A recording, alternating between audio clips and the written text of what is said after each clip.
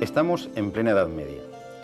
Las iniciativas mercantiles de las repúblicas italianas hacia Oriente y el norte de África y la permanencia de los musulmanes en la península ibérica, en estrecha relación con los reinos cristianos, van a poner los cimientos del renacimiento de la cultura europea. Italia y España se van a convertir en los dos puntos estratégicos de penetración de las ideas filosóficas y científicas del mundo griego, a través de las traducciones árabes. A lo largo del siglo XIII, la Escuela de Traductores de Toledo va a ser el foco de atracción y el lugar de encuentro de sabios italianos, ingleses, franceses y alemanes, junto a árabes y judíos. En la misma época, la República de Pisa es una gran potencia comercial, con delegaciones en todo el norte de África. En una de estas delegaciones, en la ciudad argelina de Bujía, vive Leonardo, uno de los hijos de Bonacho, el responsable de la oficina de aduanas en la ciudad. Leonardo es educado por un tutor árabe en los secretos del cálculo posicional hindú y tiene su primer contacto con lo que acabaría convirtiéndose en uno de los más magníficos regalos del mundo árabe a la cultura occidental, nuestro actual sistema de numeración posicional. Leonardo de Pisa, Fibonacci, nombre con el que pasará la historia, aprovechó sus viajes comerciales por todo el Mediterráneo, Egipto, Siria, Sicilia, Grecia, para entablar contacto y discutir con los matemáticos más notables de la época y para descubrir y estudiar a fondo los elementos de Euclides, que tomará como modelo de estilo y de rigor. De su deseo de poner en orden todo lo que había aprendido de álgebra y de aritmética y al mismo tiempo de brindar a sus colegas comerciantes un potente sistema de cálculo que él ya había experimentado, nace en 1202 el Liber Abaci, la primera suma matemática de la Edad Media. En él aparecen por primera vez en Occidente las 9 cifras hindúes y el signo del cero. En su obra, Leonardo de Pisa nos brinda reglas claras para realizar operaciones con estas cifras, con números enteros y también con fracciones.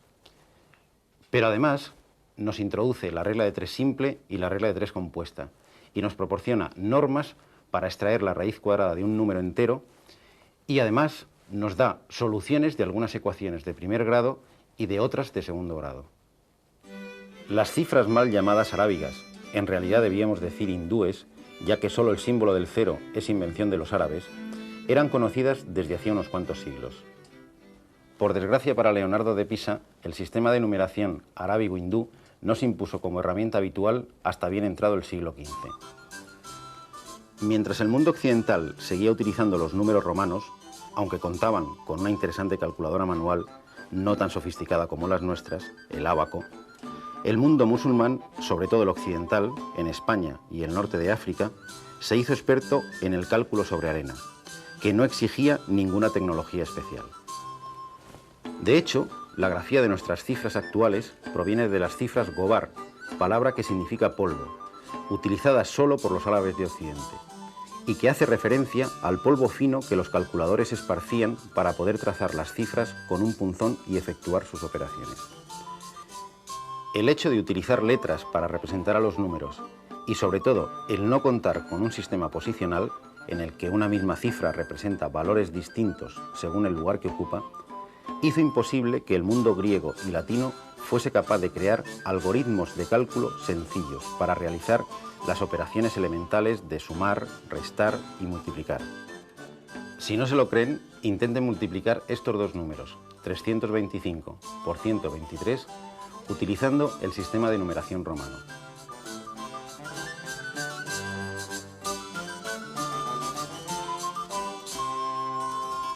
Si lo prefieren, pueden utilizar el ábaco. Pero incluso así, el proceso sería demasiado lento. En cambio, para un calculista de Córdoba, con su arena y su tablilla, la operación no requeriría más que unos pocos segundos. El hecho de haber introducido en la Europa cristiana este potente sistema de cálculo arábigo ya sería motivo suficiente para reservar a Fibonacci un papel importante en la historia de las matemáticas. Sin embargo, entre los matemáticos es más conocido por una curiosa sucesión de números. 1, 1, 2, 3, 5, 8, 13, 21, 34, 55... Esta sucesión la colocó en el margen de su libro Liber Abaci, junto al conocido problema de los conejos. Una pareja de conejos tarda un mes en alcanzar la edad fértil. A partir de este momento, cada mes engendra una pareja de conejos, que a su vez, tras ser fértiles, engendrarán cada mes otra pareja de conejos.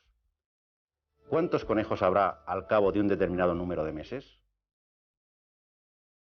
Podemos comprobar que el número de parejas a lo largo de los meses coincide con los términos de la sucesión. Veamos con detalle estos números. Es fácil ver que cada término es la suma de los dos anteriores. Pero existe entre ellos otra relación curiosa. Si multiplicamos el tercero, 2, por el quinto, 5, el resultado es 10.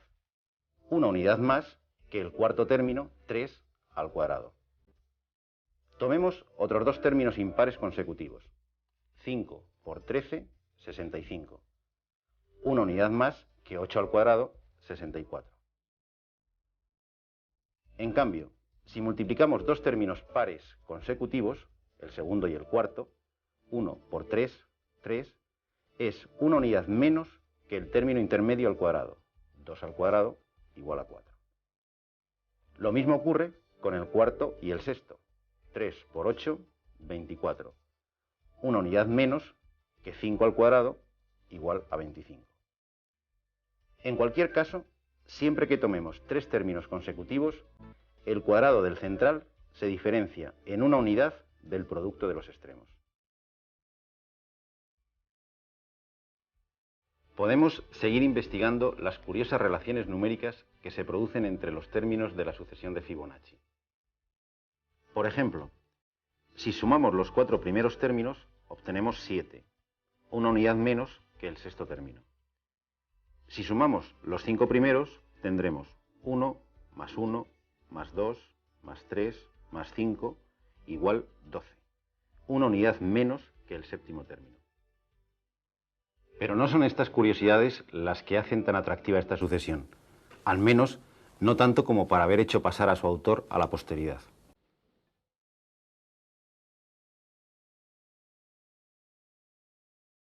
Empecemos con esta piña.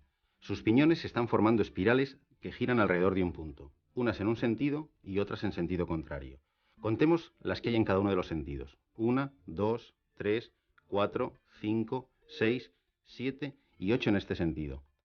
Y en sentido contrario, 1, 2, 3, 4, 5, 6, 7, 8, 9, 10, 11, 12 y 13. Vaya, dos términos consecutivos de la sucesión de Fibonacci.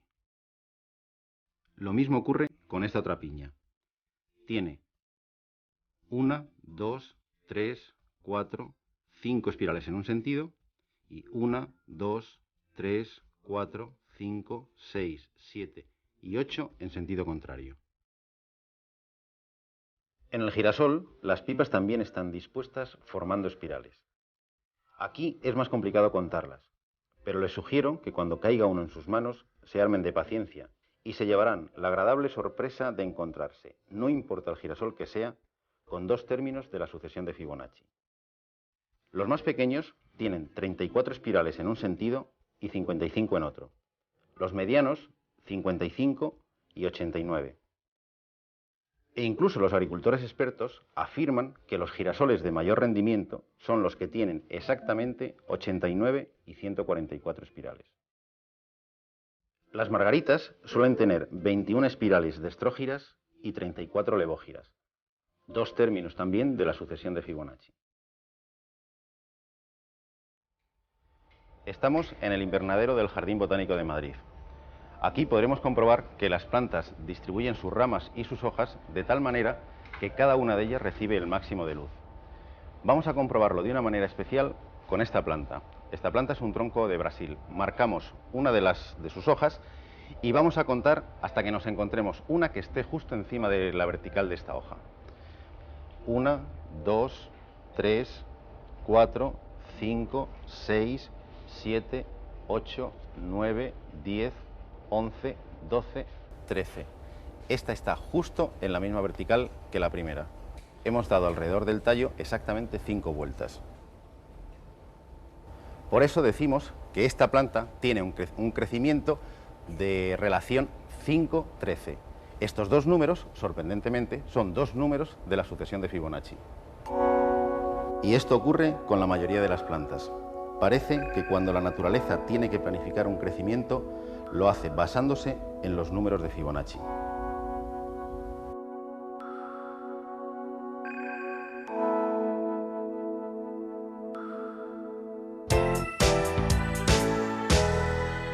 Vamos a construir una serie de rectángulos utilizando los términos de esta sucesión. Empezamos con un cuadrado de lado 1, los dos primeros términos de la sucesión. Construimos otro igual sobre él. Tenemos ya un primer rectángulo Fibonacci de dimensiones 2 por 1. Sobre el lado de 2 unidades construimos un cuadrado y tenemos un nuevo rectángulo de 3 por 2. Sobre el lado mayor de este construimos otro cuadrado. Tenemos ahora un rectángulo 5 por 3.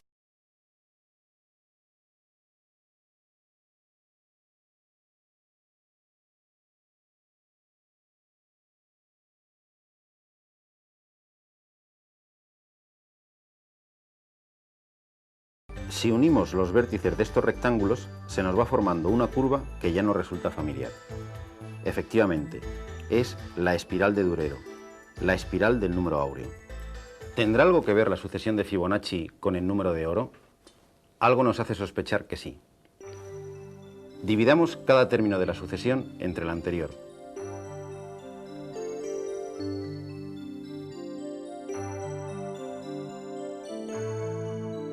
Efectivamente, nos van apareciendo unos resultados que cada vez se aproximan más a nuestro viejo conocido, el número áureo. 1,618033 etc. Como ya había descubierto el famoso matemático y astrónomo Johannes Kepler, la sucesión de Fibonacci está íntimamente vinculada con uno de los números más emblemáticos de la historia de las matemáticas y del arte, la sección áurea. Leonardo de Pisa no podía sospechar que un simple juego de conejos y una en apariencia inocente sucesión encerraban tantos misterios. Y lo que no podía sospechar ni nosotros explicar es por qué los genes de tantos animales y de tantas plantas prefieren manifestarse a través de unos números muy concretos, los números de Fibonacci.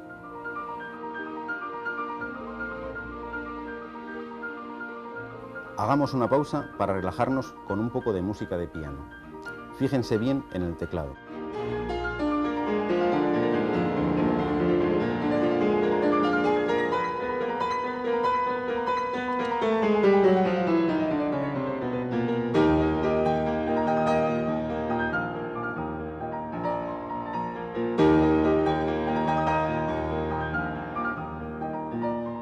Estas teclas son una octava. Vamos a contarlas. En total, 13 teclas. 2 negras aquí, otras 3 negras un poco más allá. En total, 5 teclas negras y 8 blancas. Vaya, 2, 3, 5, 8, 13. También en la música. ¿Quién nos lo iba a decir? Veamos estos otros números. 1, 3, 4, 7, 11, 18, 29, 47, 76... Efectivamente, como ya han podido descubrir, cada término es la suma de los dos anteriores. Es otra sucesión de Fibonacci. Si dividimos cada término entre el anterior, ¿nos iremos acercando al número de oro? Dividimos el sexto entre el quinto. 18 dividido entre 11, 1,636. Parece que se aproxima. Probemos un poco más adelante. 76 dividido entre 47, 1,617. Menos de una milésima de diferencia con el número de oro. Es decir, cualquier sucesión de Fibonacci combina las propiedades de la suma, aditivas, con las del producto, multiplicativas. Quizá por eso se ajusta también a todos los fenómenos que combinan el crecimiento continuo con el discreto. No es de extrañar entonces que la naturaleza haya adoptado para contar los números de esta sucesión. Y si la naturaleza le brinda estos homenajes a Fibonacci por un problema de conejos, nosotros no queremos dejar la ocasión de brindarle también nuestro homenaje por un hecho en apariencia simple, pero de gran trascendencia para la humanidad. Fibonacci nos ha proporcionado una herramienta muy potente para hacer cálculos complejos con la mínima tecnología: un bolígrafo y una hoja de papel. Hacemos nuestras las palabras de Antonio de Mazinchi: «Oh Leonardo de Pisa, cuán sabio fuiste introduciendo en Italia la luz de la práctica aritmética».